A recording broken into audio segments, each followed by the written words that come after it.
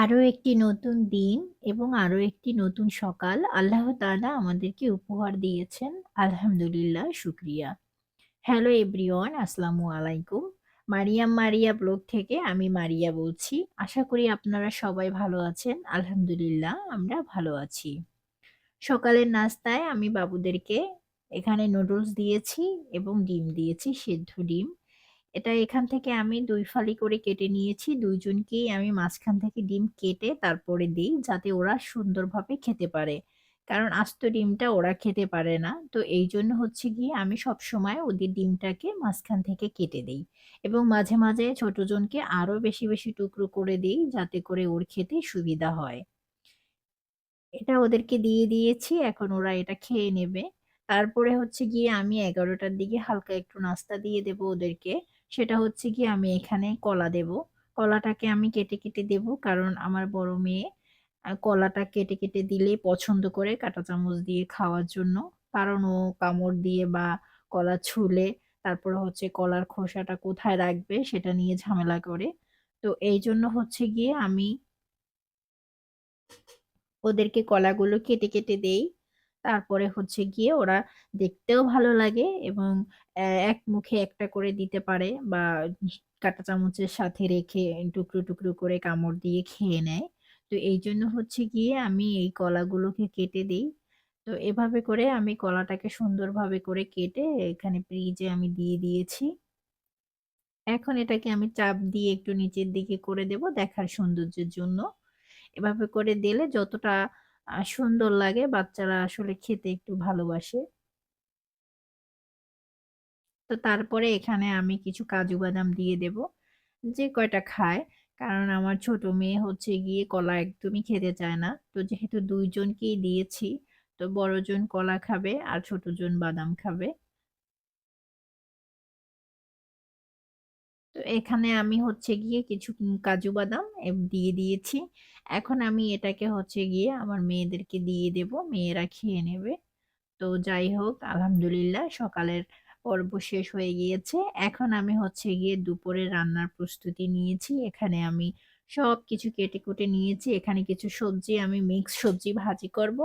আর হচ্ছে গিয়ে নতুন আলু দিয়ে আমি মুরগির মাংস ভুনা করব। তো ভাজি করার জন্য আমি এখানে পেঁয়াজ, কাঁচামরিচ, তারপরে হচ্ছে গিয়ে রসুন এবং কিছু চিংড়ি মাছ দিয়ে এটাকে একটু ভেজে নেব। ভাজার পরে তারপরে হচ্ছে এখানে আমি হলুদ, মরিচ এবং স্বাদমতো লবণ এটাকে আমি দিয়ে দেব। দিয়ে ভাজিটাকে দিয়ে তারপরে নাড়াচাড়া করে কিছুক্ষণ ভেজে নেব।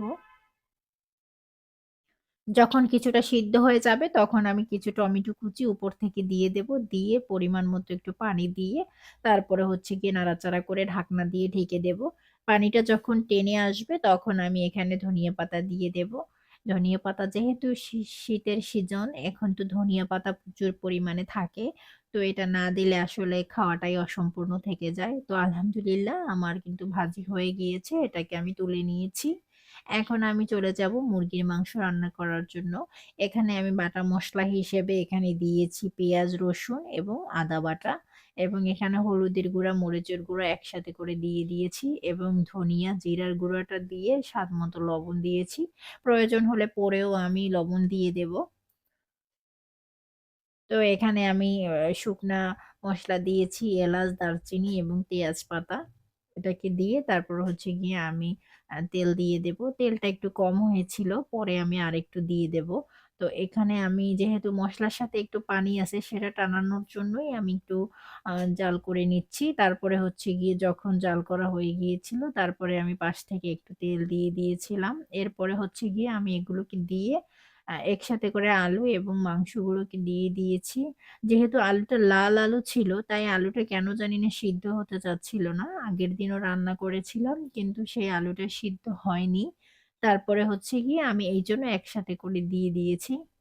এখন আমি এটাকে কষিয়ে নিয়েছি। কষানোর পরে এখানে আমি পরিমাণ মতো পানি দিয়ে উপর থেকে ৩ টে কাঁচামরিচ দিয়ে দিয়েছি। এটাকে কিন্তু আমি ভাঙিনি, কারণ বাবুরা যেহেতু খাবে, তো এটা আমি এখানে ভিতরে আস্তাই রেখেছি এবং উপর থেকে লাস্ট পর্যায়ে আমি কিছু ধনিয়া পাতা কুচি দিয়ে দিয়েছি। দিয়ে তারপরে এখন এটাকে তুলে নেব।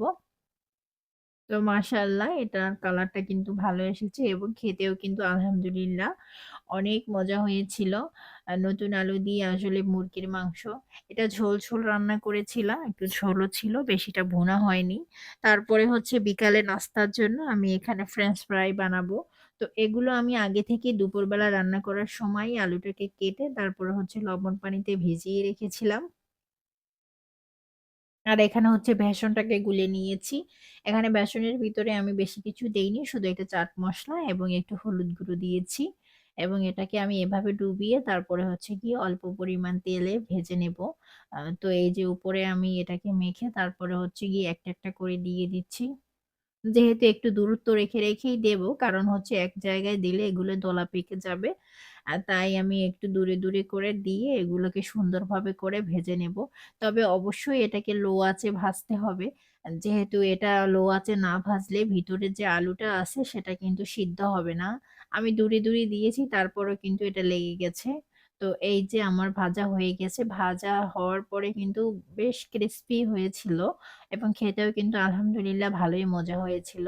তো এই যে আমার সবগুলো ভাজা হয়ে গেছে। এখন আমি এটাকে নিয়ে নেব। একটা টিস্যু পেপারের উপরে নিয়ে নিচ্ছি। যেহেতু যেকোনো যতটুকু তেল থাকবে এটা টিস্যু পেপার ছোপ করে নিয়ে যাবে।